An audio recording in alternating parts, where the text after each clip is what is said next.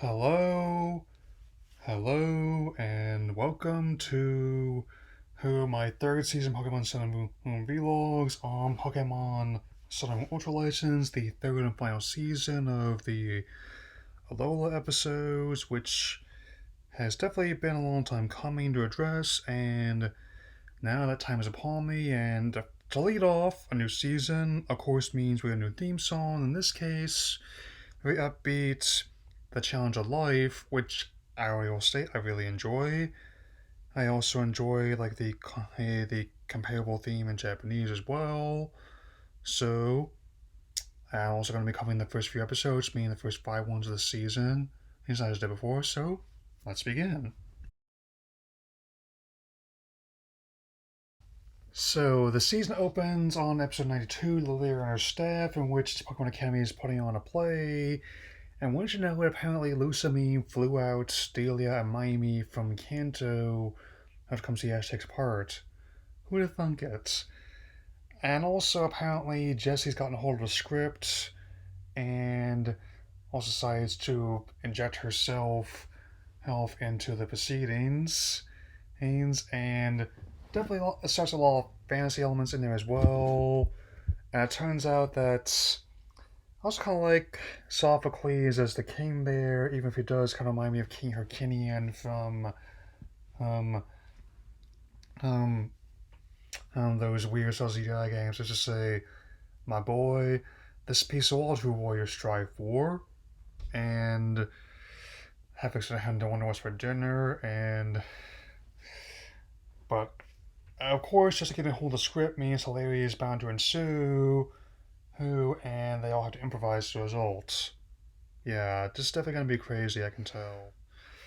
Under the alias Jesse Berger, here we see Jesse crashing the party, but I like how everyone decided to roll with it and keep up the good work despite all this, or perhaps even because of it, leading to situations involving robots, and also them and has law enforcement, as I have to say, alright, where's the fire?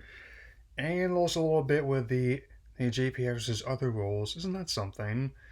And, but of course, beware, eventually brings him home and catch wind of all this. So overall, I also say like it's a solid opening the season, and I just love some of the gags in this one, like Kiawe's vocal performances and the shadows they play with as well. That's just I really like it. So, and also to start news, it ends with a new segment, Taiwari going Eevee, which highlights a shaggy-haired Eevee, which I already addressed as a previous video, but we'll definitely be talking about more over the course of this season. Yeah. Next up, episode 93, A Haunted House for Everyone, which sees Lana's sisters, Harper and Sarah, being eager to see Haunted House with someone on TV. Unfortunately, there isn't anyone nearby, not just on Melabella, but Olola. What are they to do?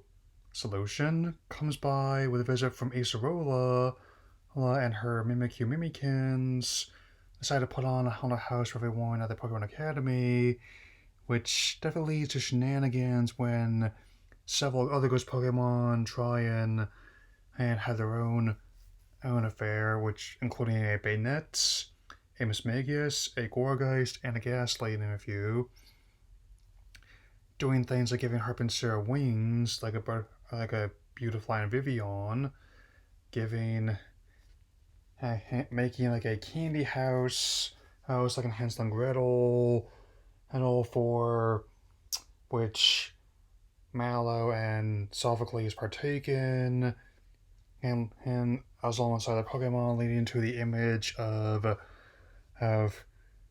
Fat Mallow and Zarina, as well as Fat her Sophocles and Togedemaru, to which I joked with the image Deviant Art circa 2018. And of course, Bayonet, that, which makes sense given its Pokedex entries turn everyone else into puppets.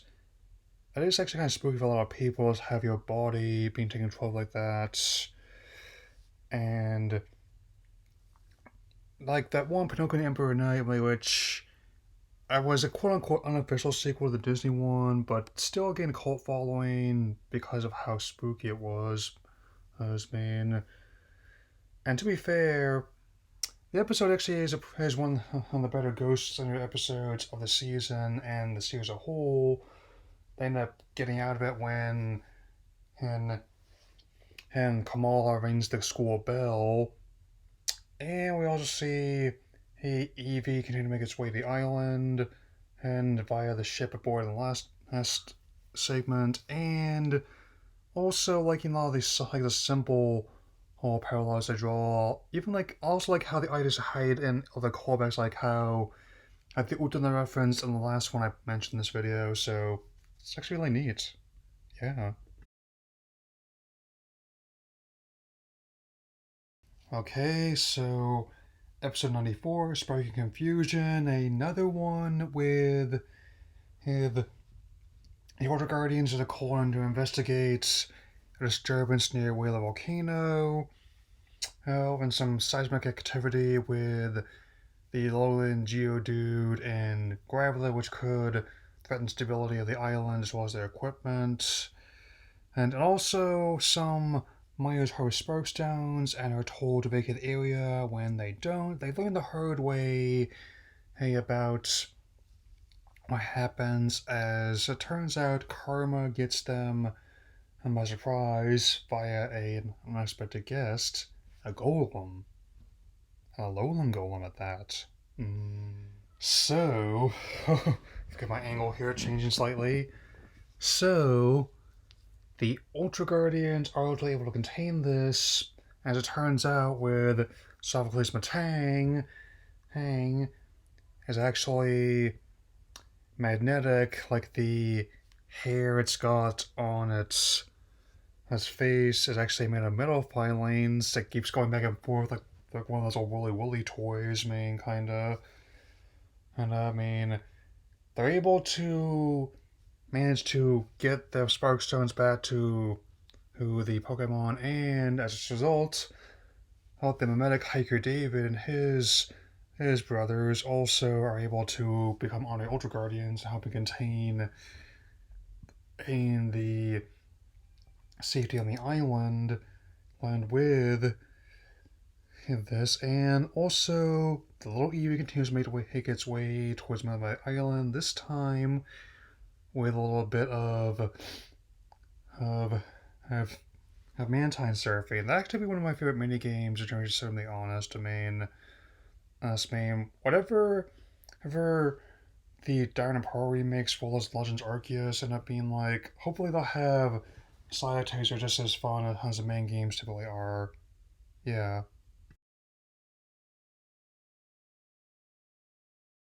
Episode 95, Don't Ignore the Small Stuff. I've been wanting to address this one for a very long time, with Ash and Pikachu heading towards Aether Paradise to deliver not only Professor Burnett and Harmon's access lunches, but also help Lucami and Lily with finding out what happened at Manala Festival.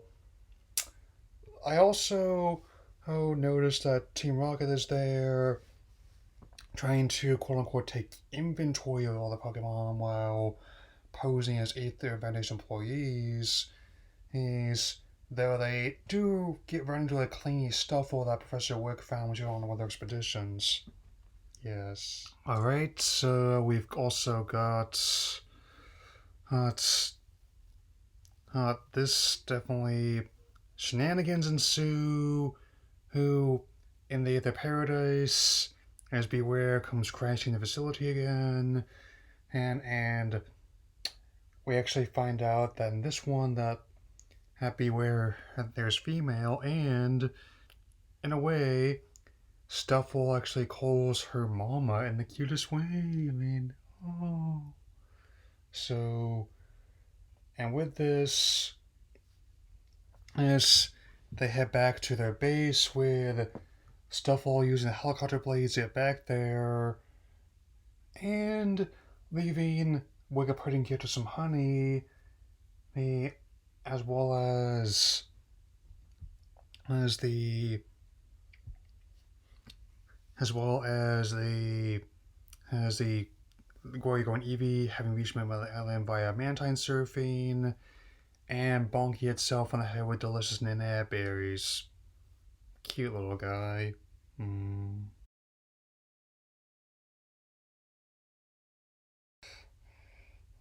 The last one in the night is No Stone Unturned, which sees he's he's How finally into the space as another rival for Ash with a Dartrix, and though their first encounter does not go as planned, but the combination of Rowlet's attitude as well as fumbling with the Z Crystal, oh, it's not false introduction because in the games, whereas How was fairly early on, where you meet him near the beginning of your adventure, whether you're playing the original games or Ultra.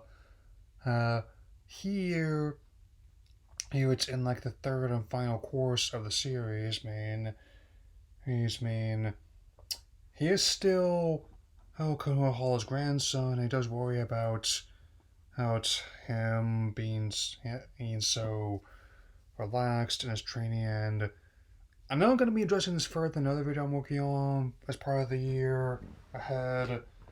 But I actually really like How's character, not just in this anime, but in general. Though this anime leaves out the fact that his parents apparently broke up, and he's only on to be close to his father. I can relate. I definitely enjoy how Ash trains to face off against him when this next battle is more successful. I had to wonder, given how. I was under the impression the episode only worked if you gave it to your partner to hold. But now apparently in this anime, he Rowlet that just like a toy can pop out to use fling whenever it pleases. That's seemingly kind of strange. But all things considered, it is worth it especially for the Eevee at the end, the way you go in Eevee, where gets into shenanigans with the other Pokemon that belong to Ash's Pokemon Academy, though we'll deal with that more another time. Yeah. So, this definitely turned out to be, I think a solid start to my Sun and Moon Ultra Legends vlogs. I don't know when exactly the next games will be coming out after New Pokemon Snap. I'll definitely have a video on that once I pick that up. Since I used it was part of my STEMI to get those. Oops, that's a different receipt. To get get that game paid off. I decided I'm gonna wait until after Resident Evil 8 launches to see what people think of it first. Here's just another video I'll definitely will address once I get to try the next part of the demo, however, ahead of time. So, and as I pointed out, I have another video I want to do who this week. Hey, get that, you know the one. Definitely gonna go see Mortal Kombat on Friday. My exact words was I wanted to cover the Scorpion's Revenge animated movie beforehand, and I am still working on drafting my spoiler reviews of both just the director's cut as well as Godzilla vs. Kong. I definitely intend to have those out by the end of this month, if not sooner. Or so there'll be more vlogs coming, and definitely more Pokemon related videos to help with 25th anniversary. So that'll be all for now. I definitely look forward to covering this season, and hopefully it won't take as long as my work on the last couple seasons. And I will definitely see you all again soon. Alola.